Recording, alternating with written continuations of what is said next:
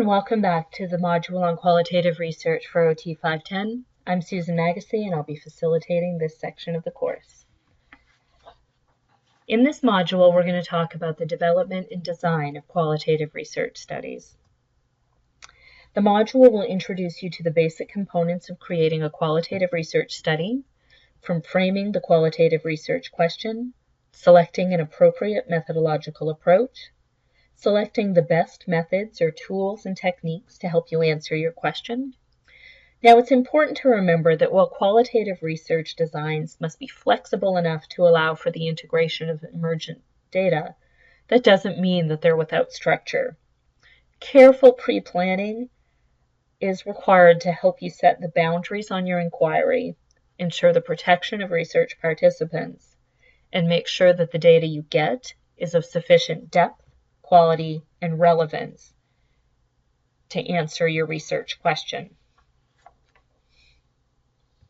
Now, the qualitative research design process is not a linear process. It is cyclical, it is iterative, different phases of the process feedback and inform each other. So you start with a general area of interest. What is the gap in knowledge? What is it that I want to know with my research study? Once you've defined that, is it the process by which women with disabilities who are moving out of nursing homes learn to reorganize their social networks to help maintain community participation? Is it about what are the barriers and facilitators to social participation? Once you've defined your research topic, you need to narrow it down into an answerable research question. Your research question will derive your methodological choices. What is the type of knowledge, the type of interactions that I'm trying to get at from my study? If I want to describe the pros and cons, the barriers and supports to environmental participation, to social participation, then a narrative approach may be the best way, listening to people's stories. If I want to push that beyond just describing barriers and supports to developing a theoretical model, I may move towards a more grounded theory approach. In the example of the women who are moving out of nursing homes, I want to understand what their culture, how this social group, this shared experience of having been in a nursing home and then moving back to the community, how does that shared experience frame them ways moving forward? By wanting to understand that, it might be that an ethnography is the best way to go. And that'll help the questions you want to answer will drive your methodological choices. Then once you've selected a methodology, that will again inform how you gather your data, so what methods you use to gather data. It will inform your analytic process, and it will also inform your sample and sample size. Now, as you can see in this orange circle, rather than separating out analysis, sample, and methods, I've put them together in one interconnected circle, and that's to represent the fact that a hallmark of qualitative research is that data collection and data analysis happen at the same time and in tandem, and they inform one another.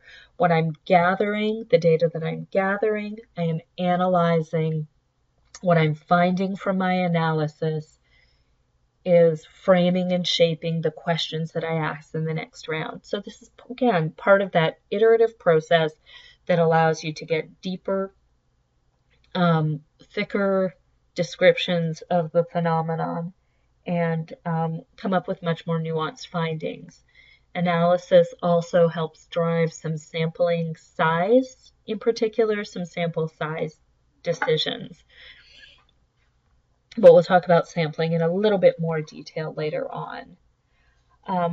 What I'd like to do next is really hone in on this very first step of the qualitative research design process, which is framing your research question.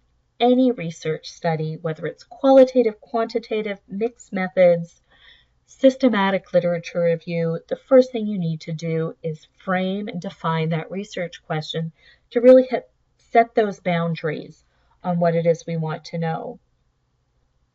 So just as in your EBP projects, a well-defined research question and purpose statement is required. Now here's some example of some qualitative statements and questions.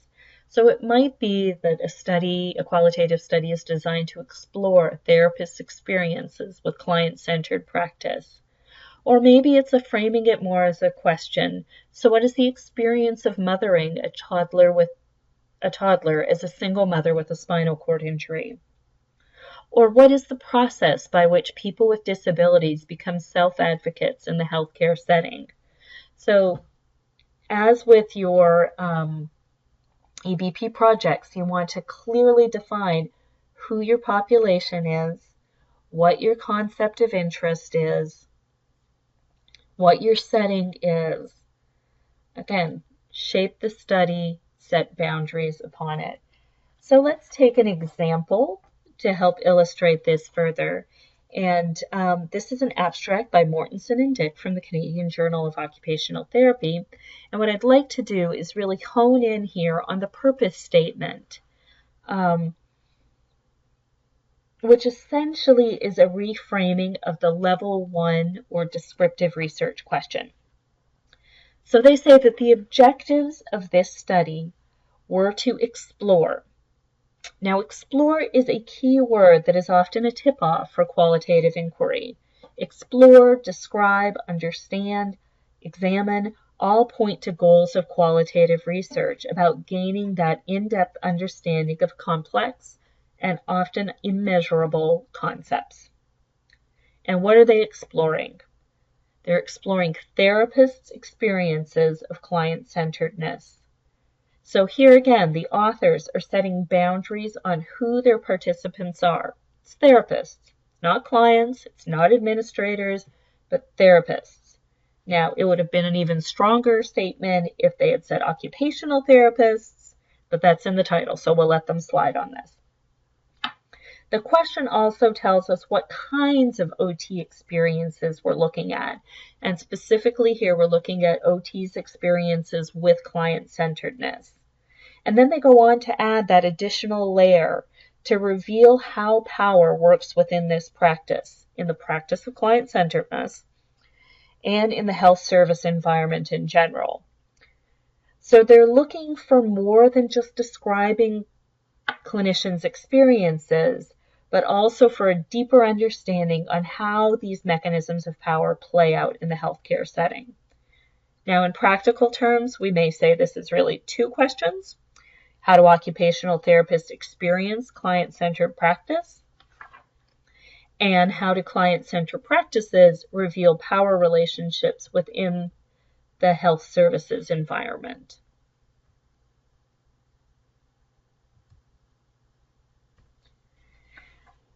Now, once we have our research question defined, we have to decide what approach we're going to take to gather the data and to frame our study. So in qualitative research, it's really important to be able to distinguish between a methodology versus a method. So a methodology really refers to an approach to research, including the philosophical and theoretical underpinnings about how knowledge is constructed and created and how we can tap into that. Some examples of different methodologies include grounded theory, phenomenology, ethnography, and the methodological approach really helps frame your unit of analysis and then guide subsequent decisions in the design and implementation of your study. So this is an important thing to tease out. Methods are the tools you use to get the data. Interviews, focus groups, observation. Creswell does a really nice job of describing 5 common qualitative methodologies, and for those of you interested in learning more about this, I highly recommend his books.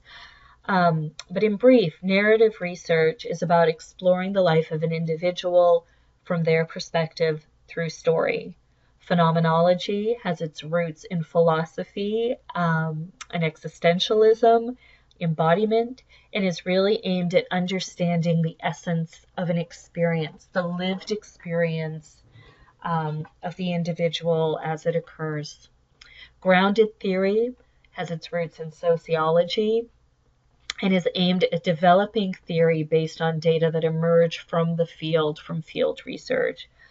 This method has the ability to do an interplay between more sociological, social processes and personal experiences. Ethnography has its roots in anthropology and is really about describing and interpreting the experience of a culture sharing group.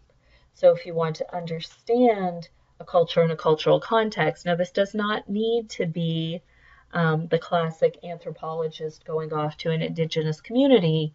It can also be subgroups or cultures within cultures, the culture of a classroom, the culture of a healthcare setting, the culture of a prison, are all different kinds of cultural groups. There are many more. Case study research is about developing in-depth description based on one or multiple case studies. So digging deep into individual or multiple cases and then doing cross comparisons. Now, many of the methodological approaches use this comparative approach. As we learned in the section on rigor, triangulation is one of the techniques for ensuring the trustworthiness of a study by looking at an experience, a phenomenon, a process from multiple vantage points, be they multiple individuals, multiple settings, using multiple methods in order to capture them. Methodologies are important to understand and to be aware of because they do frame design decisions. They're also one of those core Q criteria that are used to evaluate the rigor of qualitative studies. But now let's move on to the actual methods used to gather qualitative data, or the design principles. So the first thing we need to figure out is some sampling and some sampling approaches. There are three broad qualitative approaches to sampling: a convenient sample, which is the least rigorous, and it involves the selection of the most accessible subjects, not necessarily the most information-rich subjects. And it's really about finding who is available. There's an element of convenience in almost all sampling and almost all studies, regardless of qualitative or quantitative methodology. But we would contend that a more thoughtful approach to the selection of a sample is usually needed. Now, the sampling strategy that we see probably most often in qualitative study is a purposive sample. And here the researcher actively selects the most productive sample to answer the research question. Now, this can involve the development of a sampling strategy or framework by carefully considering what kinds of variables, clinical variables, social variables, demographic variables, might influence an individual's contributions to the research. And then you seek to target people from those categories. Now, the conceptual or the framework that you use for this purpose of sample may come from your literature review. That is a precursor step. It may come from your research's team practical knowledge of the area of interest, and it may come from evidence that is emerging from the study itself about who are those most beneficial people to include. There are a number of subcategories of purposive sampling. I just wanted to mention maximum variability sample. that is when you want to seek a broad range of individuals. So you want to think very carefully about how to get people with a broad range of perspectives and experiences on a phenomenon. So we often use maximum variability sampling when we're using qualitative research to inform instrument development or survey development. And we want to make sure that we're capturing the full spectrum of experiences. Critical case sample is another one you hear when we're really interested in targeting individuals with a very specific experience. We want to talk with people who have a pre-existing disability and cancer. So that would be very targeted outreach to people with those experiences, rather than seeking the whole spectrum of people with disabilities or the whole spectrum of people with cancer. We're seeking that overlap very purposefully. And then the last one is a theoretical sample. And this really ties into that iterative process of qualitative research, especially in a grounded theory approach, where you're starting to do the analysis and generate your theory. Then that can point to certain types of respondents, participants, who you want to bring into the study because of their unique perspective on the phenomenon. So bottom line really is, though, there are a number of sampling strategies that you can use. Depends on what your research questions are. But all samples really should be conceptually based. And you should be able to provide a sound rationale about why you're including the cases that you're including. Another important thing to consider with sampling is the adequacy of your sample. Now, in qualitative research, we have no absolute rules on sample size. There's no power analysis to determine how many people we need to bring into the study. It is really that iterative process of analysis informing sampling that informs and helps us make decisions about the adequacy of the sample. So as we're gathering data, we should be analyzing it. And it's based on that analysis that we start tracking the emergent themes.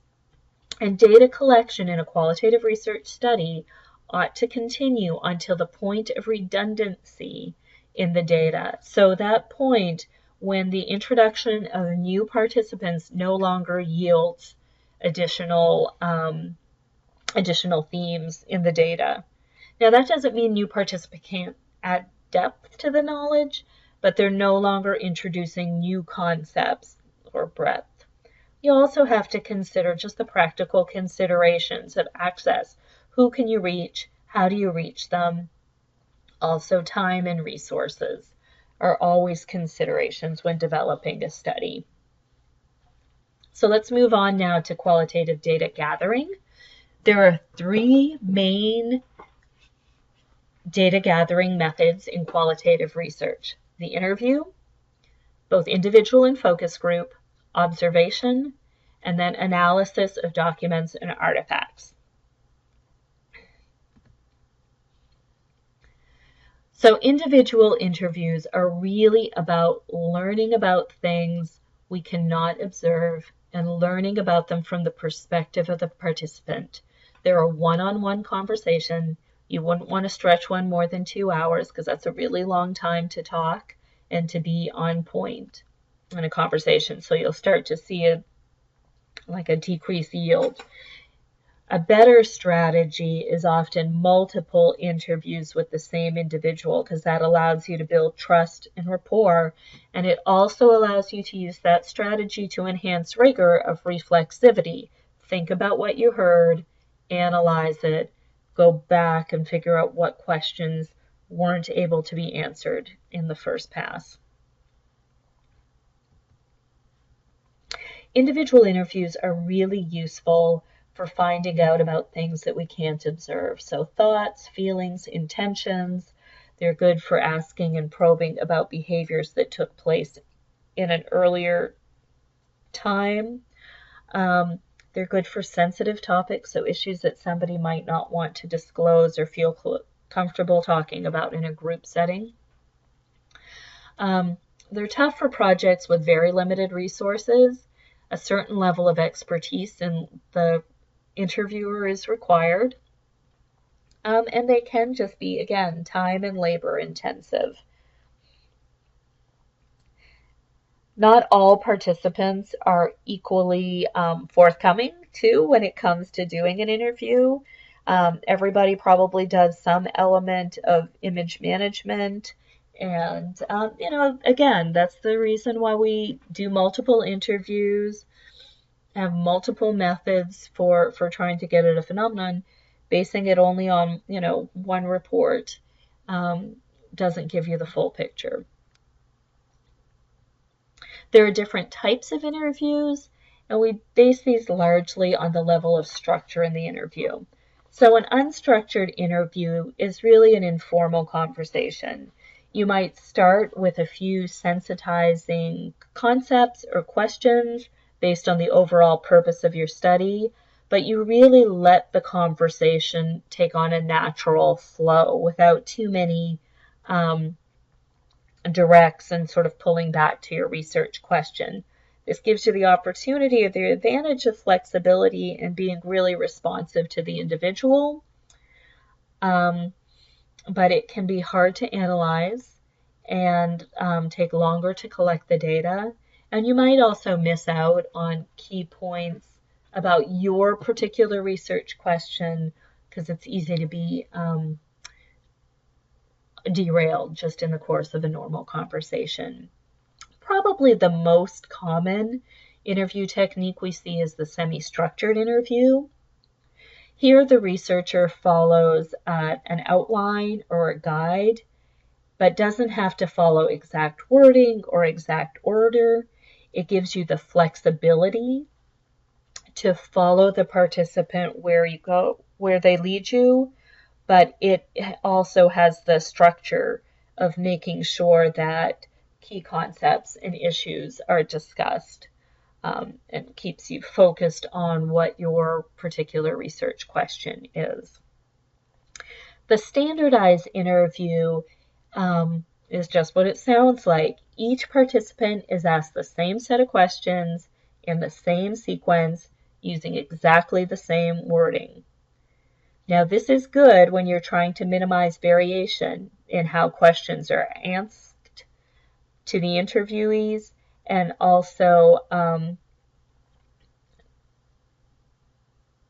to help keep the participants on track.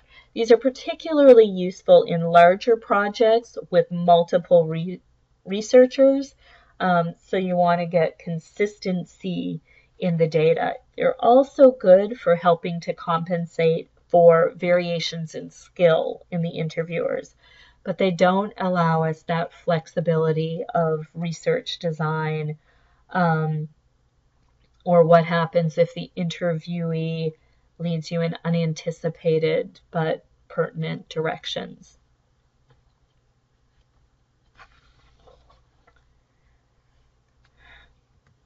Focus group interviews are group discussions on a focused topic. They address a specific topic, are best done in relatively small groups of 6 to 12 people. That's found to be optimal because it's enough so that people can bounce ideas off of each other and generate ideas, but not so many people that people don't have the opportunity to talk and discuss or feel rushed. It is recommended that you do a minimum of 3 focus groups, again with this idea of triangulation. So you can do comparisons across groups because it's very easy for focus groups to be swayed by group dynamics. Similar to individual interviews, 1 to 2 hours in length, and you want to try to keep it to about 10 questions so that you are having an opportunity to really discuss and engage the group and the group dynamics. Focus groups are really good for learning about group norms and values, for capturing the discussion among participants, so really tapping into those group dynamics and how ideas play off each other. They're good for learning what people think and how people think, and for getting a range of opinions that can exist in a group.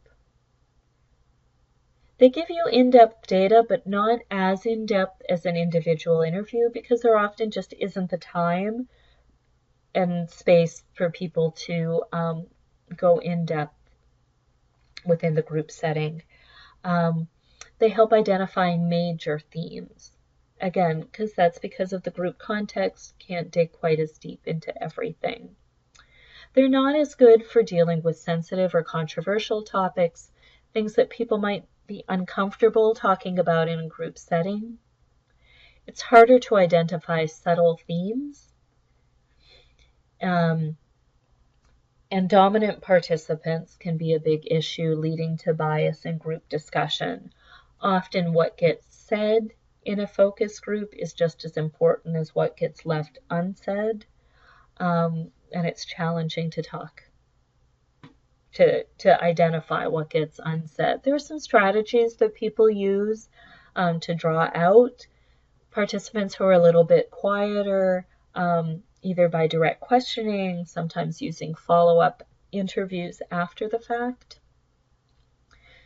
They're not great for situations that require confidentiality. We usually start every focus group by laying down ground rules of confidentiality, of privacy, but there's no guarantee in the group setting.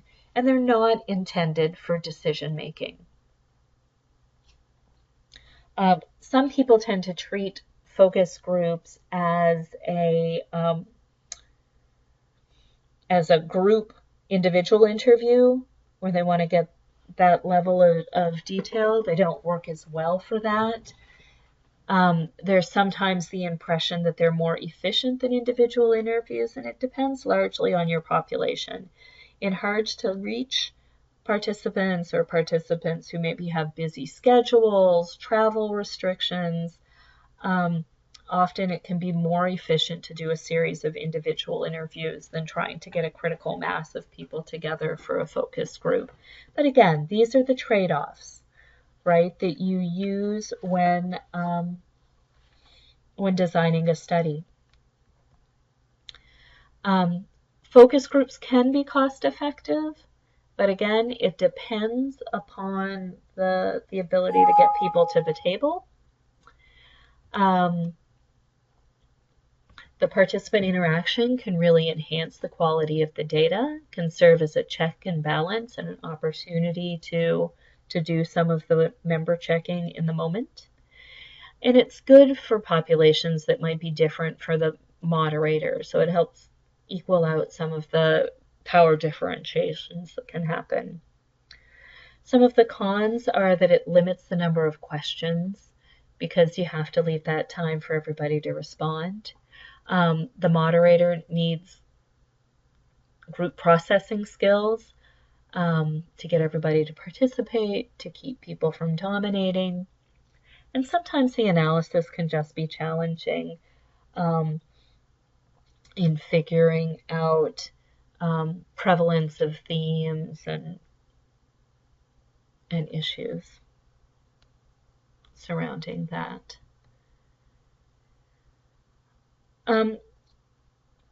So interviews have many strengths as a qualitative data gathering technique and is probably the most common and information-rich technique. But we have to be realistic. Not all individuals are able to insightfully report on their experiences.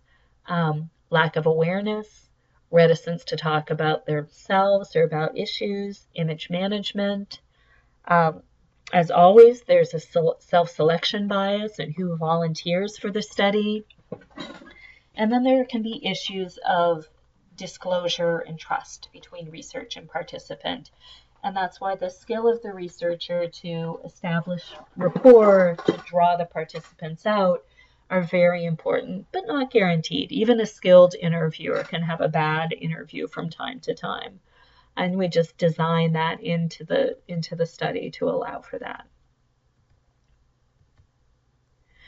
Another technique for qualitative data collection is observation.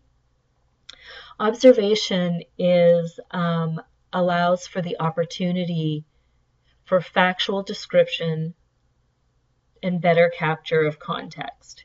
Now, I use factual loosely because it's still then interpreted by the researcher, but it's a little less prone to some of the image management types of issues.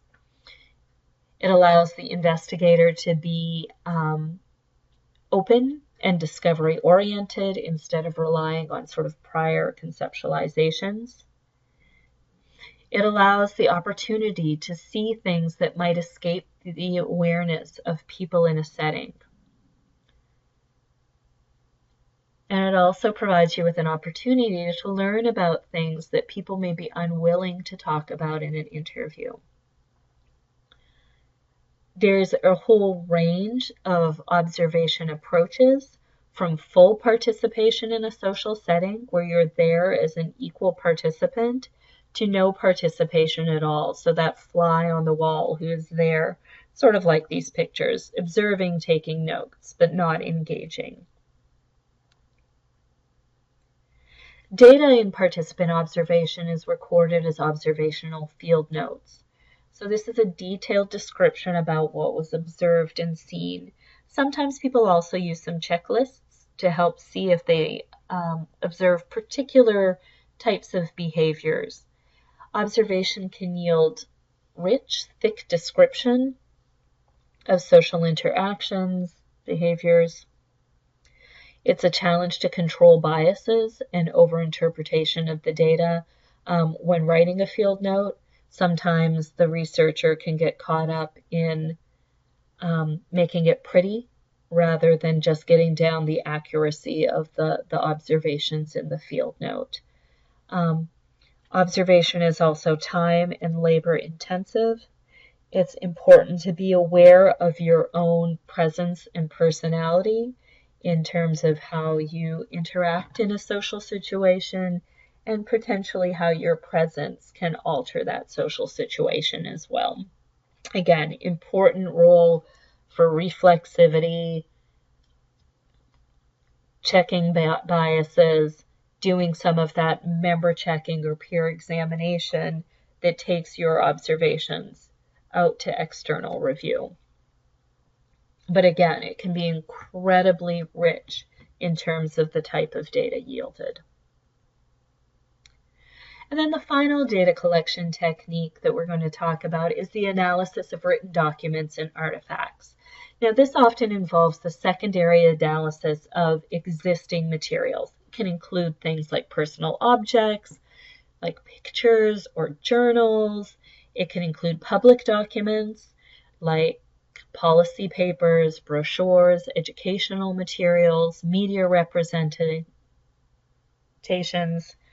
And the focus really is on the content analysis. Now, with the personal objects, it can also serve as a springboard for the interview and for the discussion. So by looking at a journal or a photo, it provides a grounding for conversation and understanding and making interpretations. So in summary, the research question drives your methodological and design choices. Sample sizes can vary greatly across studies, but they should be conceptually driven. You want to know why you're including the people or cases that you're including. There are 3 primary types of data collection strategies: interviews, both individual and focus groups, each of which have their strengths and limitations, observation, and document review. Now, one thing I've sort of woven through this presentation is the fact that strategies to enhance rigor must be woven throughout the research process. So they should be thought of early and integrated across all phases of the research. And here's just the citation for that Creswell book.